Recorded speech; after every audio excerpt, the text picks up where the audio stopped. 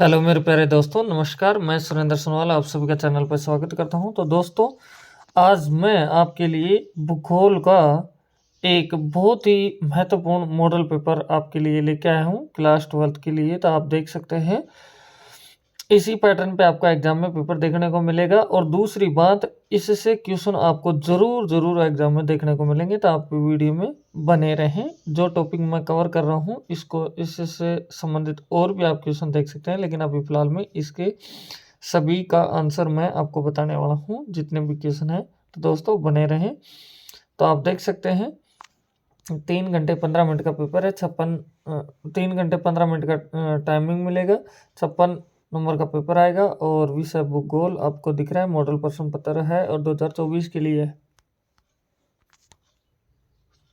अभी आप देख सकते हैं फर्स्ट क्वेश्चन के अकॉर्डिंग मैं बात करूं तो यहाँ से दोस्तों आप देखेंगे। सबसे पहले यहाँ से दोस्तों देखो, फर्स्ट क्वेश्चन की बात कर रहे हैं। तो फर्स्ट क्वेश्चन में आपको क्या दिया हुआ है, निम्नलिखित में से कौन सा एक मानव भूगोल का उपगमन नहीं है। तो इसका आंसर अपन को देखना है। तो इसका आंसर होगा बी आंसर। दूसरे क्वेश्चन में है विश्व का सबसे लंबा रेल मार्ग है। तो यह आंसर होगा आपका डी, ट्रांस साइबेरियन रेल मार्ग। थर्ड क्वेश्चन है प्रवास का अपकर्ष कारक है।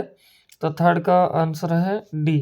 ऐसे चौथे क्वेश्चन का आंसर होगा डेन्यूब जलमार्ग किस महाद्वीप में स्थित है। तो चौथे क्वेश्चन का आंसर आपका बी आएगा। तो अब चलते हैं नेक्स्ट क्वेश्चन के ऊपर। तो दोस्तों पांचवें क्वेश्चन पे आ जाते हैं। तो पांचवें क्वेश्चन में आपको दे रखा है मानव विकास का उपागम है। तो पांचवें का आंसर आपका डी आंसर होगा। छठे क्वेश्चन का है उच्च स्तरीय सेवाओं में शामिल है। तो यहाँ से छठे क्वेश्चन का आंसर है उपरोक्त सभी। सातवें क्वेश्चन है जवारीय पतन किस नदी पर स्थित है। तो इसका होगा बी। फिर आठवें क्वेश्चन है निम्न में से कौन सी जायद की फसल नहीं है। तो इसका आंसर है सी। ठीक है, तो अब चलते हैं नौवें क्वेश्चन पे। तो नौवां क्वेश्चन में आपको क्या दे रखा है दोस्तों, सबसे पहले दे रखा है कि मानव विकास का प्रमुख घटक है। तो जो नौवां क्वेश्चन है इसका आंसर होगा उपरोक्त सभी। 10वां क्वेश्चन है सौन कोलर किसे खाए जाने वाले क्रियाकलाप किस क्षेत्र के अंतर्गत आते हैं। तो इसका जो 10वां क्वेश्चन है इसका आंसर आएगा पंचम क्षेत्र। तो चलो दोस्तों अब चलते हैं नेक्स्ट क्वेश्चन पे। तो नेक्स्ट क्वेश्चन आता है अपने पास में 11वां। तो 11वें क्वेश्चन में आपको क्या दे रखा है, देखो आसियान का मुख्यालय है। तो आसियान का मुख्यालय है जकार्ता में। फिर 12वां क्वेश्चन है जायद फसल की समावधि है। तो 12वां क्वेश्चन ये फसलों से संबंधित क्वेश्चन जरूर तैयार रखना आप। तो इसका आंसर होगा सी। फिर 13वां क्वेश्चन है परमाणु ऊर्जा आयोग की स्थापना हुई है। तो 13वें क्वेश्चन का आंसर आपके पास में आएगा, ये अपने पास में 13 क्वेश्चन का आंसर आएगा ए 1948। 14 क्वेश्चन का है पवन हंस कौन सी सेवा प्रदान करता है। तो 14 क्वेश्चन का आंसर है वायुसेना। फिर 15 क्वेश्चन है निम्न में से धात्विक खनिज है। तो इसका आंसर होगा बी। 16 क्वेश्चन आ जाता है दोस्तों। 16 क्वेश्चन में दे रखा है निम्न में से किससे भू निम्नीकरण होता है। तो ये आएगा उपरोक्त सभी, तीनों से ये आपका भू निम्नीकरण होता है। अब चलते हैं दोस्तों दूसरा क्वेश्चन। दूसरा आपको पता है रिक्त स्थानों का क्वेश्चन दे रखा है, जिसके अंदर फर्स्ट क्वेश्चन है व्यापार की गई वस्तुओं का। तो यहाँ से ब्लैंक दे रखा है तोल परिमाण कहलाता है। तो ये कहलाता है वास्तविक, ध्यान से सुनना, वास्तविक। ऐसे बी है तो प्रवासी जो किसी नए स्थान पर जाते हैं कहलाते हैं, वो कहलाते हैं अप्रवासी। क्या कहलाएंगे, अप्रवासी। फिर थर्ड क्वेश्चन में है सार्वजनिक क्षेत्र के उद्योग के अधीन होते हैं। तो ये सरकार के अधीन होते हैं। चौथा क्वेश्चन है सरकारी आंदोलन को सबसे अधिक सफलता में मिली। तो इसका आंसर आएगा, जो चौथा क्वेश्चन होगा इसका आएगा डेनमार्क। पांचवा क्वेश्चन है राष्ट्रीय युवा नीति फरवरी, फिर ब्लैंक है में आरंभ की गई। तो 2014, क्या होगा यहाँ 2014। छठा क्वेश्चन है ब्रटलैंड आयोग का संबंध से है। तो ये किससे है, सतत पोषणीय विकास से संबंधित है। तो अब चलते हैं सातवें क्वेश्चन में। सातवें क्वेश्चन में आपको दे रखा है दोस्तों कि पर्सिया की खाड़ी, फिर ब्लैंक एक तेलन शोधन पतन है। तो 7वां क्वेश्चन का आंसर होगा आबादान। क्या होगा? आबादान। ऐसे 8वां क्वेश्चन है विकास एक संकल्प है, तो इसका आंसर होगा 8वां क्वेश्चन में बहुआयामी संकल्प है। तो 9वां क्वेश्चन में है फिर ब्लैंक, फिर आपको दे रखा की कृषि भूमध्य सागरीय क्षेत्र की विशेषता है, तो इसका 9वें का होगा हरी के बैराज, नहीं सॉरी अंगूर की कृषि भूमध्य सागरीय क्षेत्र की विशेषता है। इंदिरा गांधी नहर पंजाब में बांध से निकलती है, तो ये हरी के बैराज बांध से निकलती है। तो दोस्तों सेकंड क्वेश्चन इस तरह से हो जाता है। अगर आपने चैनल को फर्स्ट टाइम में विजिट कर रहे हैं तो चैनल को सब्सक्राइब करें, बेल आइकन प्रेस करें और अपने दोस्तों के पास शेयर करें ताकि उनको भी फायदा हो सके। अब थर्ड क्वेश्चन पे चलते हैं। तो थर्ड क्वेश्चन में दोस्तों आपको इसमें दे रखा है, देख सकते हैं फर्स्ट क्वेश्चन में कि मानव भूगोल मानव समाजों एवं धरातल के बीच संबंधों का संश्लेषित अध्ययन है। मानव भूगोल की यह परिभाषा किसने दी? तो ये अपन से पूछा जा रहा है, तो इसका दिया है रेट जेल ने दी है। सेकंड क्वेश्चन है विश्व के विरल जनसंख्या वाले क्षेत्र बताइए। तो इसका आंसर होगा उत्तरी और दक्षिणी ध्रुवों के निकट उष्ण और शीत मरुस्थल और विषुवत रेखा के निकट उच्च वर्षा के क्षेत्रों में जनसंख्या कम पाई जाती है।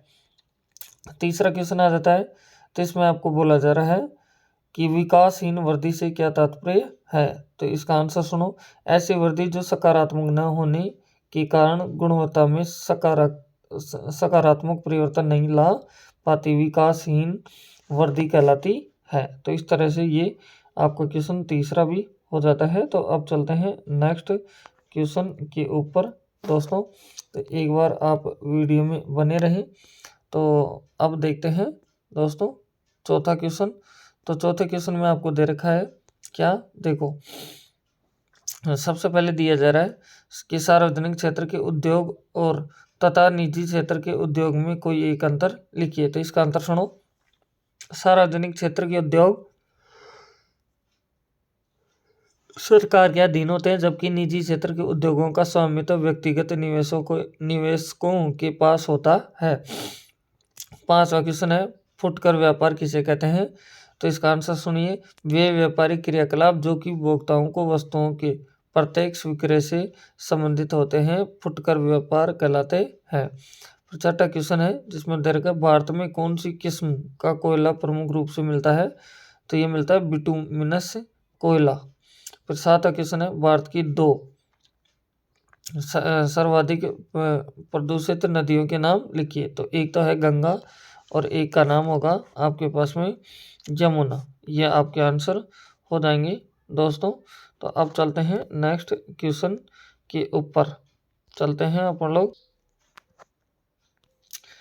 अब आता है दोस्तों अपने पास में क्वेश्चन नंबर 4।